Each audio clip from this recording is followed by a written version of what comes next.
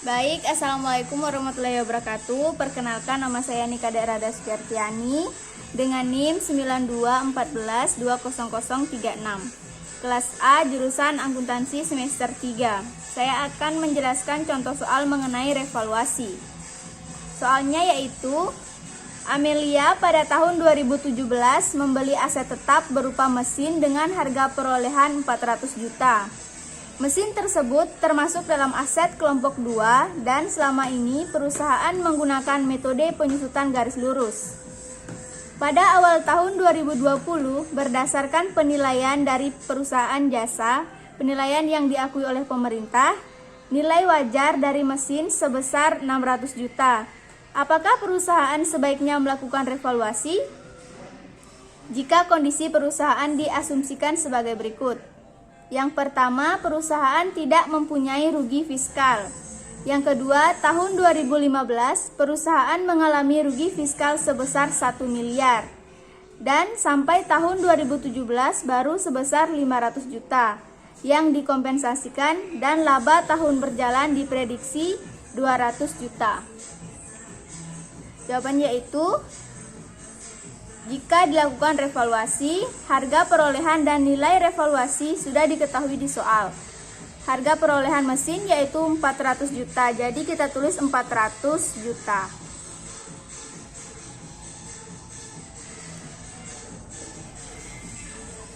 Kemudian akumulasi penyusutan dihitung dari 400 juta dikali 12,5%, tarif garis lurus kelompok 2, sama dengan 50 juta per tahun. Karena sudah berjalan 3 tahun, maka akumulasi penyusutan adalah 50 juta dikali 3 tahun, yaitu 150 juta. Maka kita tulis 150 juta.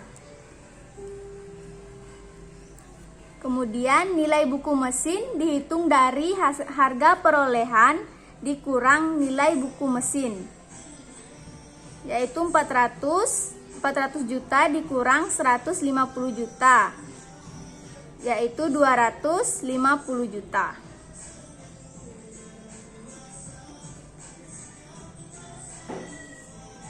Kemudian selisih lebih revaluasi dihitung dari nilai revaluasi dikurang nilai buku mesin, yaitu 600 juta dikurang 250 juta,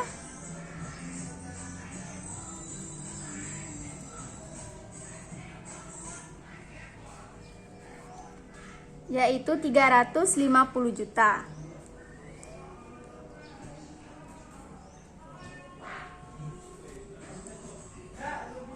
Selanjutnya yaitu yang pertama, jika perusahaan tidak mempunyai rugi fiskal atau kondisi perusahaan laba. Nilai buku berasal dari nilai buku pada perhitungan sebelumnya, yaitu 250 juta. Jadi kita tulis 250 juta.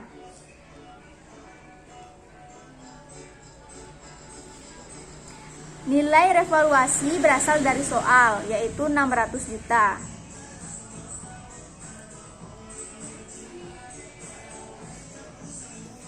Selisih revaluasi yaitu nilai revaluasi dikurang nilai buku, yaitu 600 juta dikurang 250 juta sama dengan 350 juta.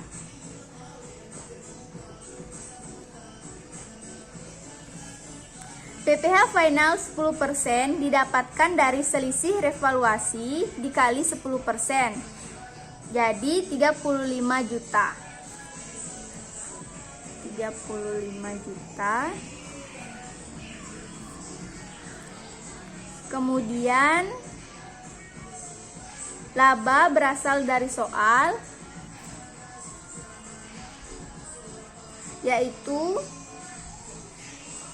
200 juta dan tidak direvaluasi 200 juta.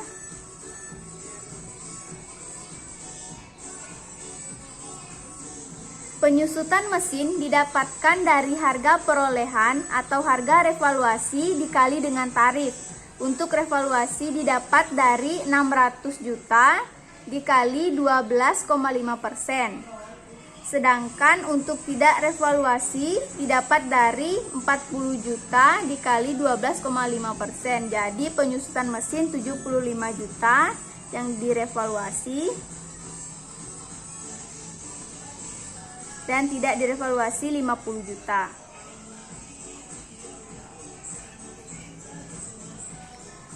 Penghasilan kena pajak didapatkan dari laba dikurang dengan penghasilan kena pajak. PPh badan 25% didapatkan dari PKP kali 25%. Jadi penyusutan mesin dikurang penghasilan kena pajak,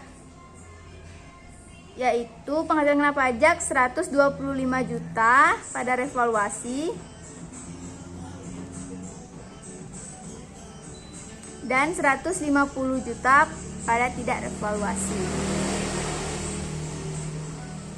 Kemudian PPh badan 25% 31.250.000 dan tidak revaluasi 37.500.000. Kemudian apabila didapatkan beberapa pajak terutang untuk PPh badan dan PPh final, maka kita bandingkan untuk memilih apakah perusahaan melakukan revaluasi aset atau tidak.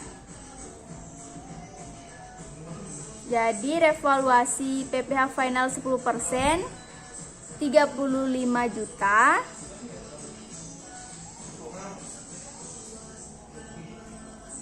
Sedangkan PPh tidak revaluasi PPh badan 25% 37.500.000.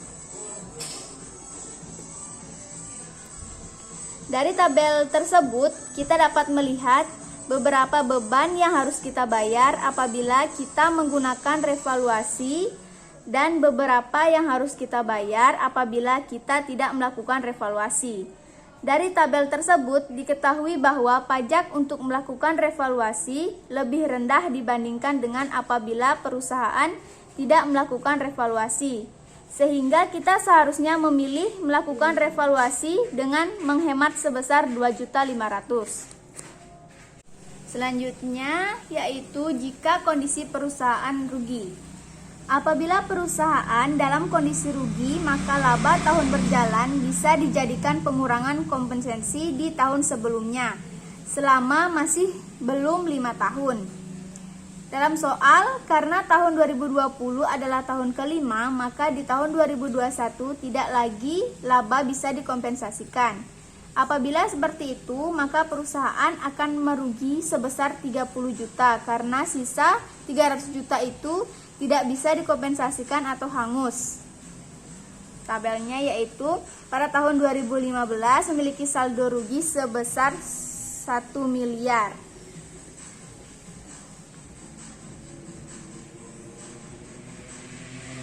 Kemudian pada tahun 2016 memiliki laba 80 juta.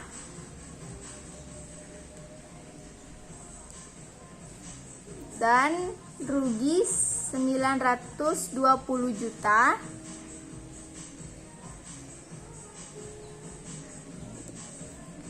Kemudian pada tahun 2017 memiliki laba 100 juta.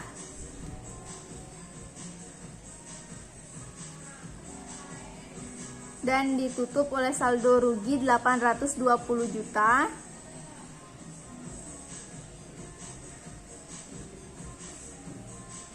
Kemudian pada tahun 2018 memiliki laba 150 juta.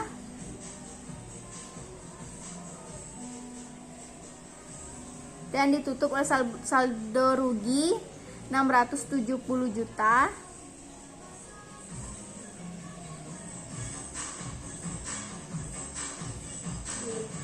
Pada tahun 2019 memiliki laba 170 juta.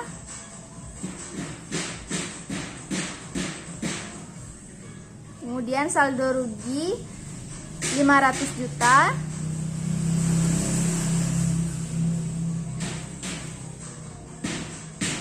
Pada tahun 2020 memiliki laba 200 juta.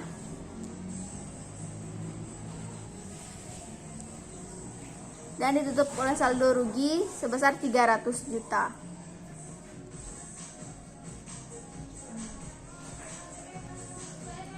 Dari tabel tersebut dapat dilihat bahwa sisa saldo rugi yang bisa dikompensasikan adalah sebesar 500 juta. Saat ini berada di tahun 2020 sehingga tahun 2020 adalah tahun berakhir perusahaan bisa dikompensasikan kerugian. Apabila laba tahun berjalan adalah 200 juta, maka 300 juta sisa saldo rugi akan hangus. Karena pada tahun 2021, berapapun labanya, maka itu menjadi dasar pengenaan pajak sehingga apabila perusahaan tidak melakukan revaluasi akan mengalami kerugian senilai 300 juta. Berbeda halnya apabila perusahaan melakukan revaluasi, maka perusahaan mendapatkan keuntungan, yaitu membayar pajak dari dasar pajak yang rendah. Pada tahun 2015, saldo rugi yaitu sebesar 1 miliar. Jadi kita tulis 1 miliar.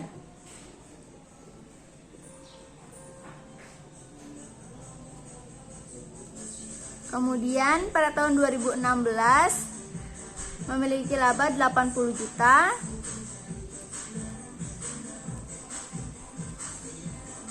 Dan ditutup oleh saldo rugi 920 juta.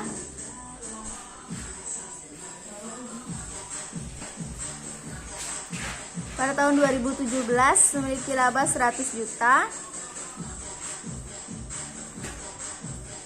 dan ditutup oleh saldo rugi sebesar 820 juta.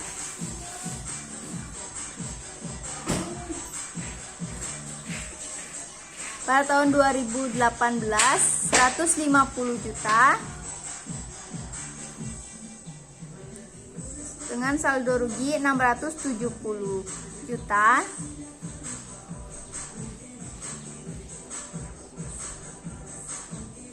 Pada tahun 2019 memiliki laba 170 juta dan saldo rugi 500 juta rupiah.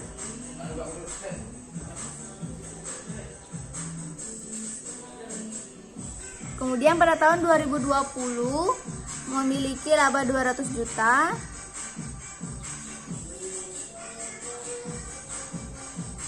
dan saldo rugi yaitu 300 juta. Revaluasi laba yaitu sebesar 350 juta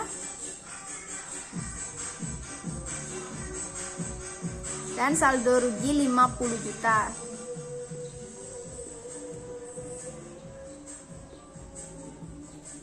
Jika kita melakukan revaluasi aset ketika perusahaan dalam keadaan rugi, maka perusahaan tidak perlu membayar PPh final. Namun, apabila keadaan perusahaan ternyata untung setelah perusahaan melakukan revaluasi aset, maka perusahaan hanya perlu dikenakan PPh badan pasal 25. Dari tabel di atas, dapat dilihat bahwa perusahaan hanya perlu membayar PPh badan 25% kali 50 juta. Yaitu 12.500. Ini lebih rendah daripada harus kehilangan 300 juta karena tidak bisa dikompensasikan lagi. Hal ini dapat disimpulkan bahwa apabila kondisi perusahaan rugi dengan kondisi seperti ini, maka sebaiknya perusahaan memilih untuk melakukan revaluasi aset.